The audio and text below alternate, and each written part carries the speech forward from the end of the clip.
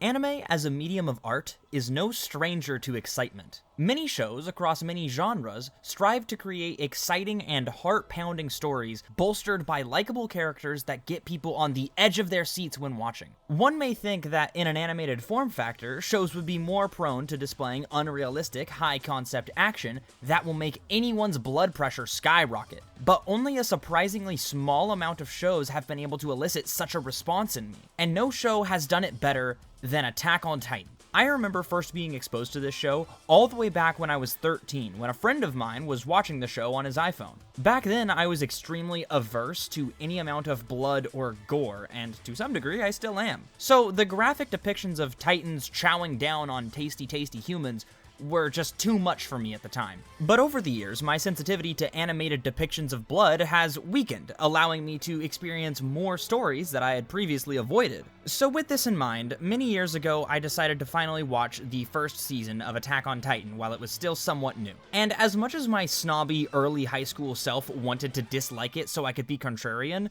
I couldn't help but fully immerse myself in its world. The first season alone managed to hit unlike any other show I had experienced, and it seemed to only get better with each episode. Much like my first time watching Evangelion, I literally could not stop, and I would stay up until 5 a.m. just binging the series. But then it ended.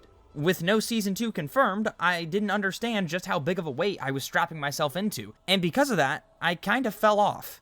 In the 4 years between season 1 and the release of season 2, I had really gotten into anime, and boy did I think I was hot shit. At that point, I was determined to only watch the best of the best and make sure to only have good opinions. Now, this was probably a result of watching one too many Digibro videos, but it really held me back from experiencing less famous shows that I may have really enjoyed otherwise. And that is exactly what happened to me with Attack on Titan Season 2. When it came out in 2017, my opinion of the show had diminished substantially, and I kinda saw it as another typical shonen battle show that was cool in its concept, but ultimately lacking in depth or complexity. So, for a year or so, I just kind of avoided the show. And then, Season 3 came out. As anyone who was watching anime at the time could tell you, Season 3 of Attack on Titan blew the fuck up. Everyone was on Twitter posting clips of Levi darting through a city tearing shit up on the battlefield. This season was more bombastic than the second, which brought it back into the limelight and into my attention. So, I figured if ever there were a time to retry this show, it would be then. And boy am I glad I did. Attack on Titan Season 2 slowed down the pace of the show to explore its characters and elaborate on the world and how its titans work as a dynamic of the plot. Now, this may not have been for everyone, but the slower pace and the emphasis on characterization of the main cast really drew me right back in. It felt like that season was designed to appeal to my misconceptions about the first season by saying, fine, you want development and slower pacing? Here, take it. And with 2 new seasons to work through, I began another Attack on Titan binge fest that would once again absolutely demolish my sleep schedule. Seasons 2 and 3 fundamentally changed my view of the series by converting it from a hype action series into a thrilling drama with an evolving mystery that naturally became more and more complex as the series evolved. It seamlessly picked up from where it left off and managed to be just as captivating even when dramatically shifting its themes and core dynamics. For example, in Season 1, the show was strictly focused on the conflict between the humans and the Titans. There were very few distinctions between humans, and even if there were some shitty people, for the most part, it was a cohesive group. But in later seasons, we start to see the Titan shifters become more of a focus. They start chipping away at that hard line that divides humans and Titans by blurring the line between what a human is and what a Titan is. While the show still felt like Titans were the ultimate enemy, it started to make you question the real division between the two sides. This concept is expanded further in Season 3, when we start to see full-on human versus human fights take place within the walls. With characters like Kenny and Rod Reese creating conflicts, we get to see how people fight in this world, and it is an extremely interesting turn for the series. Even the main cast comments on how fighting humans feels wrong and strange. After all, they've never had to use their military training on anything other than giant, non-sentient monsters, or at least so they thought. The addition of this conflict heightens the stakes and makes the Titan battles feel that much more intense, but what it does best is prepare the viewer for what's to come in the newly airing Season 4.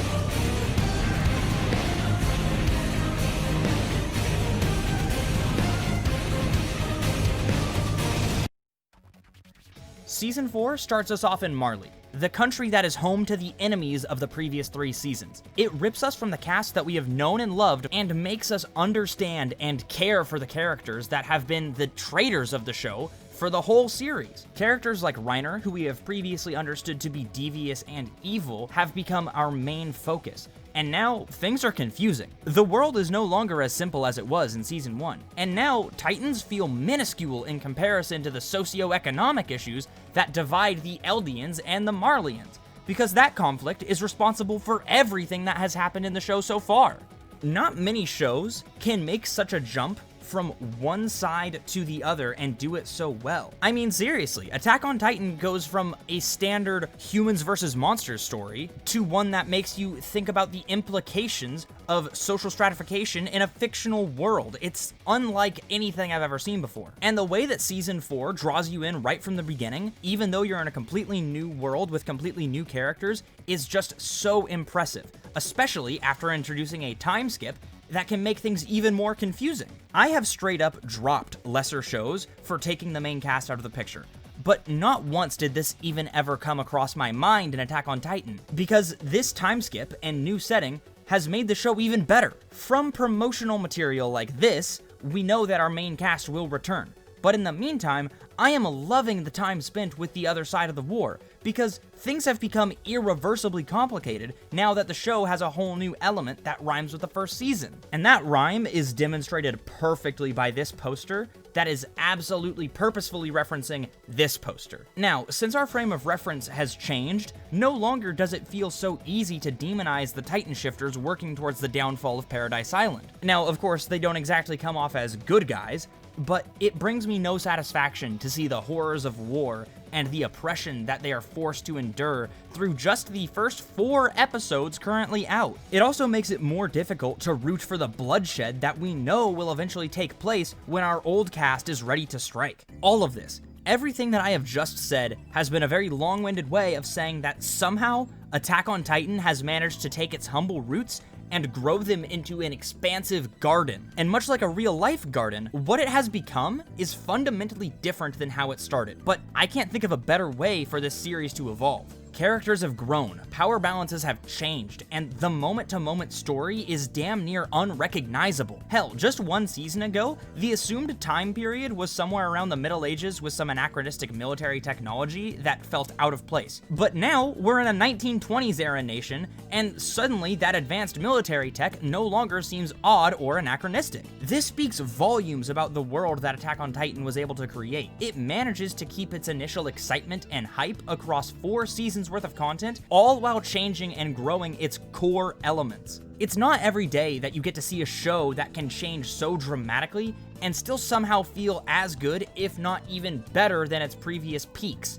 But here we are. I really have fallen back in love with this show, and every Monday is such an exciting day for me now because I know I have a new episode to look forward to. But as someone who has always been able to binge the series in small bursts, being limited to 1 episode per week is extremely frustrating. It's a good kind of frustration though.